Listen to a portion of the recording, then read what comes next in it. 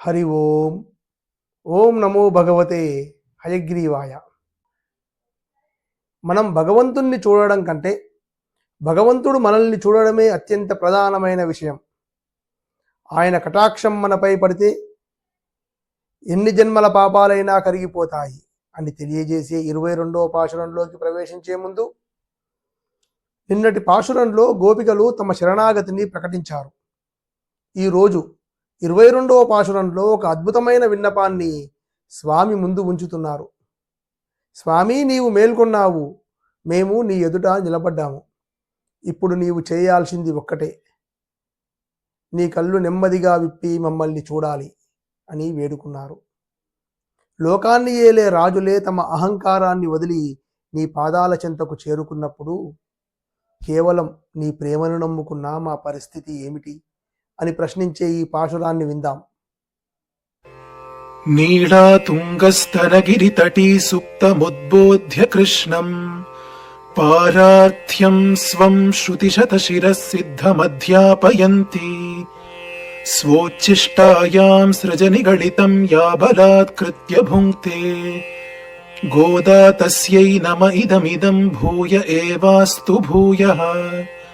அங்கண்மாஞாலத்தரசர் அபிமான பங்கமாய் வந்து நின் பள்ளி கட்டிற்கீழே சங்கமிருப்பார் போல் வந்து தலை பெய்தோம் கிங்கிணி வாய்ச் செய்த தாமரை பூ போலே செங்கண் சிரிச்சிறிதே எம்மேல் விழியாவோ திங்களுமாதித்யனும் எழுந்தார் போல் அங்கணிரண்டும் கொண்டெங்கள் மேல் நோக்குதியேல் ఎంగళ్ మేల్ శాపమిళిందేలోరెంపావాయ్.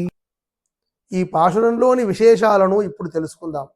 గోపికలు ఒక అద్భుతమైన దృశ్యాన్ని కళ్ళకు కట్టినట్టు వివరిస్తున్నారు.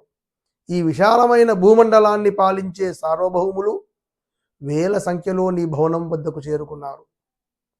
వారు ఎలా వచ్చారో తెలుసా? తమ రాజ్యకాంక్షను, అధికార గర్వాన్ని పూర్తిగా వదులుకొని వచ్చారు. నేను రాజును అనే కిరీటాలను నీ పడక మంచం కింద ఉంచి కేవలం నీ సేవకులం అనే భావంతో గుంపులు గుంపులుగా వచ్చి వేచి ఉన్నారు అని చెప్తున్నారు గోపికలు. దీని ద్వారా మనకు ఒక పరమ సత్యం చెప్తున్నారు ఈ గోపికలు.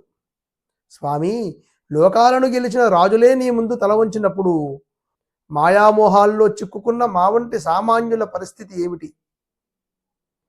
మేము కూడా మా సర్వస్వాన్ని, మా అహంకారాన్ని మీ పాదాల చెంత ఉంచి నీ చల్లని చూపు కోసం ఎదురు చూస్తూ నిలబడ్డాం. కృష్ణుడు మెల్లగా కళ్ళు విప్పే ఆ సౌందర్యాన్ని ఆండాళ్ తల్లి వర్ణించిన తీరు అద్భుతం. స్వామి, నీవు నిద్రలేవగానే ఒక్కసారిగా ఉగ్రత్వంతో చూడకు. నీ కళ్ళు మెల్లమెల్లగా సూర్యకిరణాలు సోకి తామర పువ్వు రేకులు ఎలా విచ్చుకుంటాయో అలా మా వైపు మెల్లమెల్లగా కళ్ళు విప్పి చూడు. ఇక్కడ ఒక లోతైన అర్థం ఉంది. తామర పువ్వు వికసించేటప్పుడు ఎంతో మృదువుగా, శబ్దం లేకుండా ఉంటుంది. స్వామి కళ్ళు కూడా అంతే మృదువుగా మనల్ని పలకరించాలి. ఆ నీలిరంగు కళ్ళు మెల్లగా తెరుస్తూ నల్లని కాటుక రేఖల్లాంటి నీ కంటి చూపులు మాపై ప్రసరించాలి. స్వామి తమ వైపు 2 విధాలుగా చూడాలని గోపికలు ఆశిస్తున్నారు. వీటిని ఆండాళ్ తల్లి అంగన్, శంగన్ అని పేర్కొన్నారు. అంగన్ అంటే సుందరమైన చూపు. ఇది మనల్ని మంత్రముగ్ధులను చేసే సౌందర్యంతో కూడిన చూపు. ఈ చూపు మన మనసులోని మాలిన్యాన్ని కడిగివేస్తుంది. శంగన్ అంటే వాత్సల్యంతో కూడిన చూపు. ఇది తల్లి తన బిడ్డను చూసే చూపు. మన తప్పులను చూడకుండా కేవలం మనలోని ఆర్తిని మాత్రమే చూసే కరుణామయమైన చూపు. ఈ 2 చూపులు మాపై పడితే చాలు స్వామి అని వేడుకుంటున్నారు గోపికలు. లోకంలో సూర్యుడు కళ్ళు తెరిస్తే వెలుగు వస్తుంది, చంద్రుడు కళ్ళు తెరిస్తే చల్లదనం వస్తుంది. నీవు కళ్ళు తెరిస్తే మా జీవితంలోని చీకటి పోయి జ్ఞానోదయం అనే వెలుగు వస్తుంది.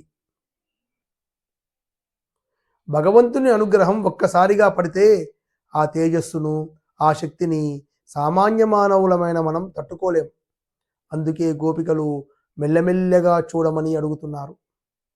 ఒక చీకటి గదిలోకి ఒక్కసారిగా వెలుగు వస్తే కళ్ళు మిరిమిట్లు గొలుపుతాయి. స్వామి కృప అలా కాకుండా క్రమక్రమంగా మన హృదయంలోకి ప్రవేశించాలి. నీవు కళ్ళు మూసుకుంటే లోకానికి ప్రళయం వస్తుంది. నీవు కళ్ళు తెరిస్తేనే సృష్టి. అటువంటి సృష్టికర్తవైన నీవు ఇప్పుడు నీ దృష్టిని మా వైపు మళ్లించు.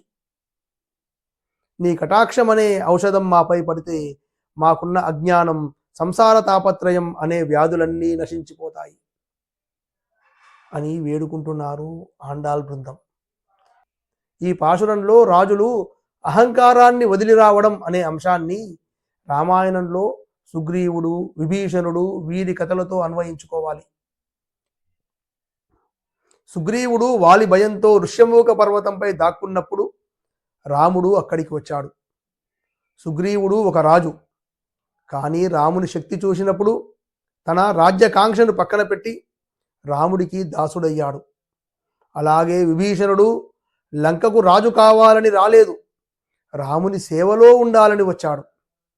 ఇక్కడ ఒక రహస్యం ఉంది. రాజులు సాధారణంగా ఎవరికీ తల వంచరు, కానీ పరమాత్మ అనే సార్వభౌముడి ముందు ఈ ప్రాకృతమైన రాజులందరూ సామాన్యులే. రామాయణంలో మరొక అద్భుత ఘట్టం ఉంది. రాముడు వనవాసానికి వెళ్తుంటే అయోధ్యలోని ప్రజలందరూ ఆయన వెంట వెళ్ళారు. అక్కడ ధనవంతులు, పేదవారు, రాజులు అనే తేడా లేనే లేదు. అందరూ రామచంద్రుని చల్లని చూపు కోసం పరితపించారు. గోపికలు అంటున్నారు, స్వామి నీవు ఒక్కసారి కన్నెత్తి చూస్తే చాలు, మా జన్మ ధన్యమవుతుంది. స్వామి నీ చూపులో ఒక మంత్రం ఉంది, ఆ చూపు పడిన వారు సంసార బంధాల నుండి విముక్తులవుతారు. భగవంతుడు మనల్ని చూస్తున్నాడు అనే స్పృహ ఉంటే మనం ఎప్పటికీ తప్పు చేయం. ఆ అప్రమత్తతనే గోపికలు కోరుకుంటున్నారు. ఇక ఈ పాశురాన్ని మన ఆధునిక జీవితానికి అన్వయించుకొని చూద్దాం. నేటి కాలంలో మనకు ఏదైనా చిన్న విజయం దక్కితే వెంటనే అహంకారం తలకెక్కుతుంది. కానీ ఈ పాశురం మనకు వినయం నేర్పుతుంది. ఎంతటి అధికారి అయినా, ధనవంతుడైనా భగవంతుని సన్నిధిలోకి వచ్చేసరికి ఆ పదవులను, హోదాలను బయటే వదిలివేయాలి. రాజులు తమ కిరీటాలను స్వామి మంచం కింద ఉంచడం అంటే ఇదే. మనం జీవితంలో ఎన్నో సమస్యలతో సతమతమవుతుంటాం. ఆ సమస్యలకు పరిష్కారం మన తెలివితేటల్లో లేదు, భగవంతుని చూపులో ఉంది. ఆయన ఒక్క నిమిషం మన వైపు చూస్తే మన కష్టాలన్నీ మంచులా కరిగిపోతాయి. గోపికలు స్వామి కళ్ళు తెరిచే వరకు ఓపికగా వేచి ఉన్నారు. మనం కూడా ప్రార్థనలో అంతటి ఏకాగ్రతను, ఓపికను అలవర్చుకోవాలి. నేను అడిగాను కదా, ఇప్పుడే జరగాలి అనే మూర్ఖత్వం కంటే ఆయన చూసే వరకు వేచి ఉంటాను అనే భక్తి గొప్పది. చివరికి గోపికలు, స్వామి నీవు కళ్ళు విప్పి మమ్మల్ని చూస్తే మా కర్మబంధాలు నశించిపోతాయి అని వేడుకుంటున్నారు. ఈరోజు మనం కూడా ఆ స్వామిని ప్రార్థిద్దాం. ఓ శ్రీకృష్ణ, నీ చల్లని చూపును మాపై ప్రసరింపచేయి, మాలో ఉన్న అజ్ఞానాన్ని తొలగించు.